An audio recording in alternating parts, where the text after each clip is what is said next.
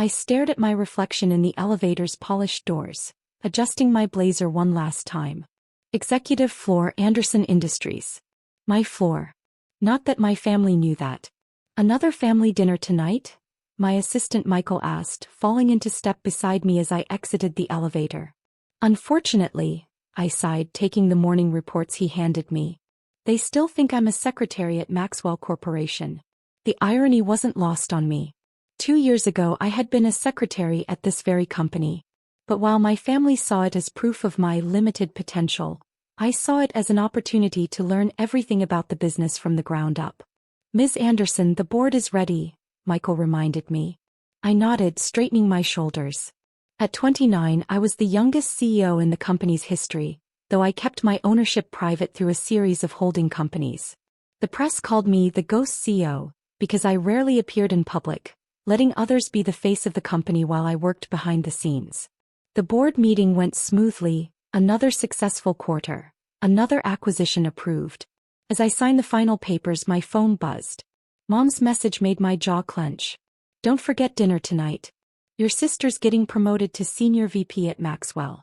Try to dress appropriately this time. Ah yes, my successful sister Emma.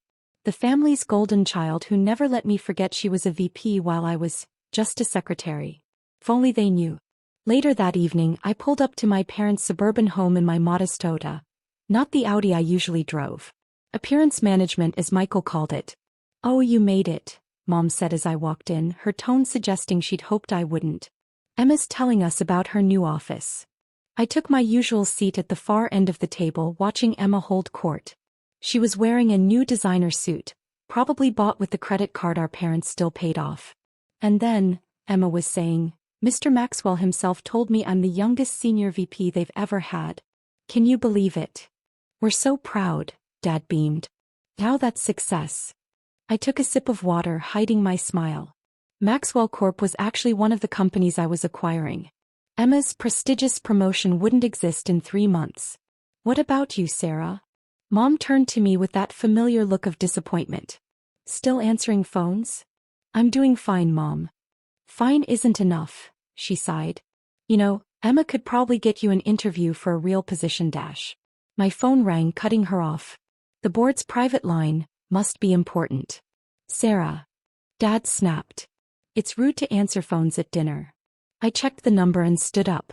Sorry, I have to take this. A secretary taking emergency calls? Emma snickered. What, did someone jam the copier? I stepped into the hallway, answering professionally. Anderson speaking. Madam CEO, the board chairman's voice was excited. The acquisition was approved, $80 million, all signed and sealed. You now own controlling interest in Maxwell Corporation.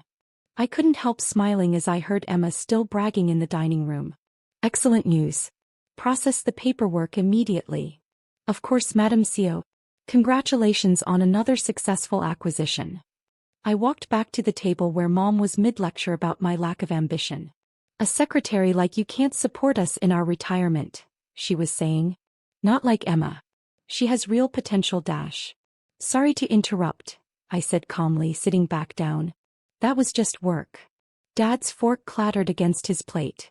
They'd all heard the Madam CEO title clearly through my phone's speaker. Emma's face had gone pale. What was that about? Mom stammered. I smiled, taking another sip of water. Oh, just a small business acquisition. Nothing major. Now, Emma, you were saying something about Maxwell Corp. The silence at the dinner table stretched like a rubber band ready to snap. Emma was the first to recover, her practiced corporate smile sliding back into place. Very funny, Sarah. Having your friend call you pretending to be some CEO's board. She took a large gulp of wine. Really, the desperation is sad. Mom latched onto this explanation like a lifeline. Emma's right. This attention-seeking behavior needs to stop, Sarah.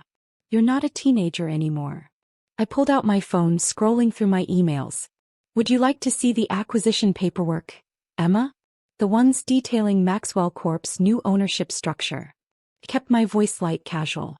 I particularly enjoyed the section about management restructuring. The color drained from Emma's face. She'd spent enough time in corporate to recognize the threat. You're bluffing, she whispered, but her hand shook as she set down her wine glass. Dad cleared his throat, his business instincts finally kicking in. He'd run a small accounting firm before retiring, not exactly Fortune 500, but enough to understand corporate takeovers. Sarah, he said slowly, what exactly do you do at work? I leaned back, savoring the moment. Would you like the official version or the truth? Before anyone could answer, the front door buzzed. Right on time. I'd texted Michael during my earlier phone call. I'll get it, I said, standing up. Sit down. Mom snapped. We're not finished discussing your little performance. I opened the door to find Michael, impeccable in his usual suit, holding a leather portfolio. The papers you requested, Ms. Anderson. Thank you, Michael. Please join us. I gestured to the dining room. My family was just asking about my work. Michael followed me in, his presence commanding attention. He'd been my right hand since I took over as CEO, and he played the corporate role perfectly. Oh my God, Emma whispered. I know you. You're Michael Chin, Anderson Industries Chief of Operations. Executive Assistant to the CEO. Actually, Michael corrected smoothly. Speaking of which, Ms. Anderson, the Maxwell board is requesting an emergency meeting tomorrow morning. They're concerned about the leadership transition. Emma's fork clattered to her plate. Leadership transition? I opened the portfolio, spreading out several documents on the table between our half-eaten dinners. As majority shareholder and CEO of Anderson Industries, I believe in transparency. These are the acquisition papers for Maxwell Corporation, fully executed as of. I checked my watch 27 minutes ago. Dad grabbed the papers with shaking hands, his accounting background letting him understand exactly what he was seeing. These are real, he breathed. Anderson Industries. Youre. The ghost so, Mom finished, her voice barely a whisper. She'd obviously read the business articles after all. The mysterious buyer who's been acquiring companies across the state. The youngest CEO in the industry. Impossible. Emma stood up so quickly her chair fell backward. You're a secretary. You're nothing. I'm the successful one. Michael raised an eyebrow. Ms. Anderson has been our CEO for the past 2 years. Under her leadership, our company's value has tripled. But my promotion, Emma stammered. Pie corner office. Will be unnecessary after the restructuring, I finished calmly. Though I'm sure you'll receive a fair severance package. Mom's hands flew to her chest. Sarah, you can't fire your sister. Actually, Mother, I can. But I won't. I turned to Emma. You wanted success so badly, spent years looking down on me. Now you'll have a chance to earn it, starting from entry level just like I did. This is a joke. Dad stood up, his face red. Our Sarah? The same girl who couldn't get into business school. Michael cleared his throat. Ms. Anderson declined her Harvard Business School acceptance to learn the industry from the ground up. She felt practical experience would be more valuable than theoretical knowledge. I watched as years of their assumptions crumbled. Every dismissive comment, every comparison to Emma, every well-meaning criticism, all based on a carefully constructed illusion. Why? Mom's voice was small. Why pretend to be just a secretary all this time? I gathered the papers back into the portfolio. Because you taught me an important lesson. People show their true nature when they think they have power over you. Emma collapsed back into her chair. The Paris trip next month. Will need to be cancelled, I confirmed. Company travel freeze during restructuring. But don't worry, the corporate jet you mentioned? It's quite comfortable. Though you won't be flying in it anytime soon. The doorbell rang again. This time it was my actual driver, right on schedule. Ms. Anderson, he said formally, your car is ready. The board members are waiting at the office. I stood up, straightening my simple dress. Thank you, Michael, for bringing the papers. Mom, dinner was lovely as always. I paused at the doorway, looking back at their shocked faces. Oh, and Emma? Don't bother going to work tomorrow. Your access cards won't work anyway. As my driver opened the car door, I heard Mom's voice drift through the open window. All this time we thought. The rest was lost as the luxury car purred to life. In the rearview mirror, I could see them all at the window, watching as their perception of the past 5 years completely unraveled. Sometimes success isn't about proving people wrong. Sometimes it's about letting them prove themselves wrong while you quietly build an empire. The morning after the dinner revelation, I sat in my penthouse office overlooking the city, watching the sunrise paint the skyscrapers in gold. Multiple messages from my family had flooded my phone overnight. Mom, please call us. We need to talk. Dad, we had no idea. Can we meet? Emma, you can't do this to me. I'll fight you. Michael entered with my morning coffee and acquisition reports. Your sister tried to enter the building this morning. Security had to escort her out. I sighed, taking the coffee. How did that go? She demanded to see the real CEO. Said you must be lying. He pulled up the security footage on my monitor. She's been calling every board member she can find. The footage showed Emma still in yesterday's designer dress, screaming at security. I'm an Anderson. My sister is just a secretary. This is a mistake. Have legal send her a cease and desist, I instructed. And schedule a family meeting for this evening, my real office this time. Throughout the day, I watched my empire run smoothly while my family's world crumbled. Emma's corporate credit cards were declined at lunch. Dad's attempts to reach his old business contacts about me hit walls of NDAs. Mom's social media filled with shocked responses as news spread about their secretary daughter's true identity. At 6 p.m. sharp, security escorted them into my corner office on the 50th floor. Gone was my simple dress from dinner, replaced by a tailored power suit. No more pretense. Sarah. Mom stopped short, taking in the vast office with its wall of business awards. This is really yours. All of it, I confirmed, not rising from behind my desk. Please sit. They sank into the leather chairs, looking small against the cityscape backdrop. Emma's designer dress was wrinkled, her makeup smeared. Dad clutched his briefcase like a shield. Your sister's actions this morning were unacceptable, I began, my CEO voice making them flinch. Security footage of her tantrum has already reached the board. You humiliated me. Emma burst out.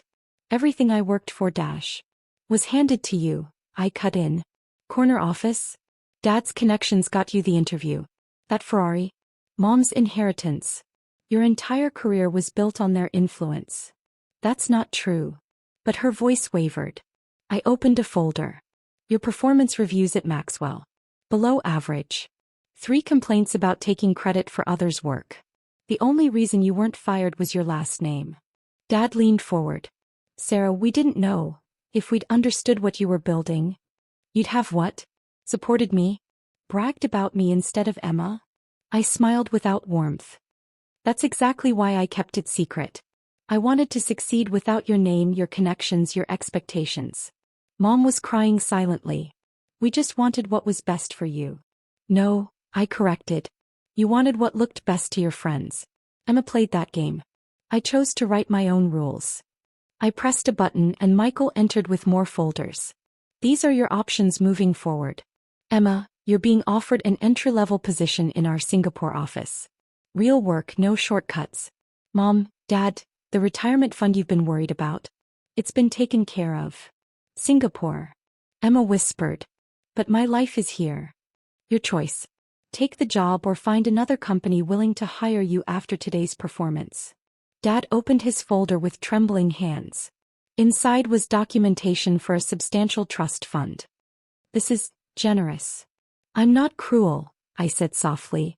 You're still my family. But things will be different now. No more comparisons. No more expectations. No more pretending. And if we refuse? Emma's chin lifted defiantly. Then you'll have to explain to potential employers why you were dismissed during a corporate takeover. Your choice. Mom stood suddenly. All those dinners, those times we criticized you, looked down on you. You sat there knowing that I could buy and sell your entire social circle? Yes. I finally stood, walking to the window. But money wasn't the point. Power wasn't the point. I needed to prove to myself more than anyone that I could succeed on my own terms. We're proud of you, Dad said quietly. We should have been proud all along. I turned back to them. I don't need your pride anymore. What I need is for you to understand. I'm not the daughter you failed. I'm the CEO you never saw coming. Emma grabbed her folder, hands shaking. When do I leave for Singapore? Your flight's tomorrow. Michael will handle the details. I sat back down, a clear dismissal. We're done here. They filed out slowly, shoulders bent under the weight of realization. At the door, Mom paused. Will you still come to Sunday dinner? I looked up from my computer. Yes. But this time I'll be driving my own car. And I'll be wearing what I choose. After they left, I watched the city lights flicker on, replacing the sunset with artificial stars. My phone buzzed, the board confirming tomorrow's meetings. Life would go on. Business would continue. But now, finally on my terms. Michael appeared with evening reports. Your sister accepted the Singapore position. Your parents have signed the trust fund papers. And the Maxwell transition? Proceeding smoothly. Though there are rumors about the ghost CEO's identity spreading. I smiled, thinking of all those family dinners where they'd dismissed me. Let them spread. I'm not hiding anymore. The city stretched out below, a testament to what I'd built while they weren't looking. Sometimes the greatest revenge isn't in the revelation, it's in the years of quiet work that made it possible. I picked up my phone and deleted the fake secretary email account I'd maintained for years. Tomorrow I'd walk into the building through the front door. Tomorrow I'd use my real parking space. Tomorrow I'd be exactly who I was, the CEO who learned success doesn't need anyone's approval. The ghost CEO was gone. Sarah Anderson was here to stay.